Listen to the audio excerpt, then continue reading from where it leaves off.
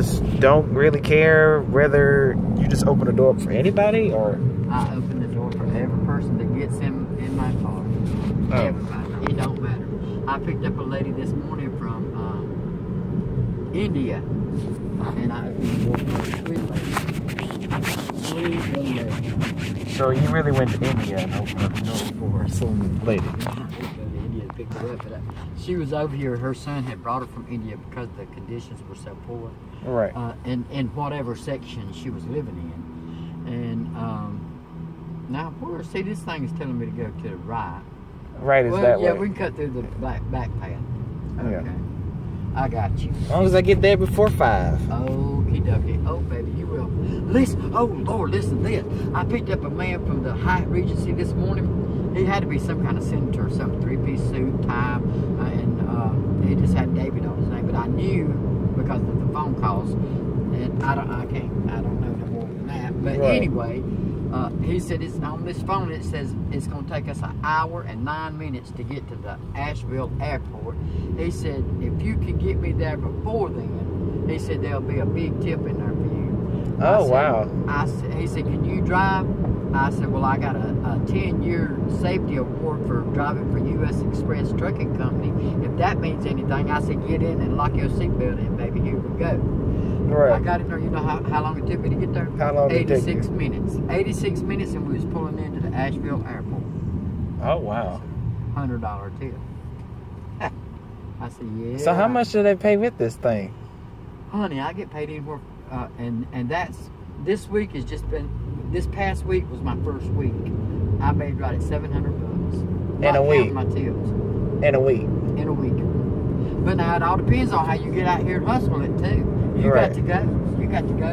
You got to go where the business is. Now if I sit up here by the Hyatt and I hadn't got nothing within 5 to 10 minutes, oh, I'll take off and go out there to the mall. Oh yeah. I don't sit still. I ain't sitting still. I got to go. God said, look, you got to go, honey. You can't sit still. You got to go. I said, Lord, I will. Let me be the one, Jesus. I will. I'll go. I'll tell it. Everywhere I go, I'll go. I'm still in the part that you opened up the door for me. Baby, look. It was the honor. It was the honor. Yes, sir. The honor was all mine. I'm guessing that means when you open up the door, I guess that means God can open up doors for people. That's exactly right, baby. That's exactly how to take it. If he could open up the door for me, I can open the door open for somebody else. That's exactly the example I'm trying to set. Okay. And I tell everybody that. Right. If he can open the door for me, I can open the door for you. Not me, but God through me. Right. It's nothing about me. I ain't nothing but a pile of little old dirt to blow breath in. Yeah. That's right. And I love it. I love it. I'm married to him. He's my husband. Yes. That's really good. I mean, if you just have, you're so much love. You're about the only Uber person that I knew that actually has a relationship. Are you serious? Everybody else admit, the only thing they do is curse and stuff and say, well, I picked up well, I'm gonna let you know with this job, you probably already picked up drunk people before. Matter of fact, the first person to ever give me a $45 tip was drunk as scum. Oh yeah. I said, listen, honey, with you being intoxicated the way you are, if you was to die right now, would you go to heaven or hell? He said, I'd probably bust hell wide open. I said, you don't have to. You don't have to. God can change you. All you have to do is, I'm going to give you a free gift. You going to reach out and take it? He said, well, Lord have mercy, yeah. I said, I'm reaching out to you, honey. All you got to do is pray. You ain't got to be in no church or down at no altar, squalling and bawling and raising Cain and all like that. It's a free gift. All you got to do is say, God, I accept it. That is true. All you got to do is say, God, I accept it. And make a repentant decision to turn from the way that you was going and go the other way. That's all it is. Free. Free.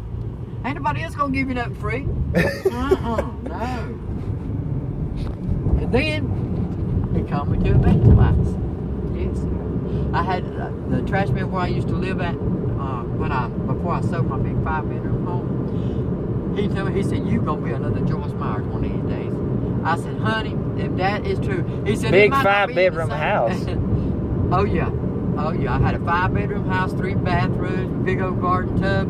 So I got married for the 7th time, Oh, which wow. I don't even believe in divorce, but for the 7th time. But I got to looking up in the Bible, and 7, the number 7 means completion.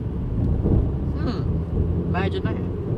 Okay, God sent this man all the way from California. I got God bumps all over. God sent this man all the way from California. Oh, they on his arm so bad, but her arm sticking straight up. Oh, wow. Sent this man from California, and he was an addict. He was a heroin addict. Had done been tested for hepatitis C. I said, no. So we went to the doctor. I said, come on, let's go to the doctor and see if we College Street. How come I got to turn on College Street? I can take this one right here and go around it.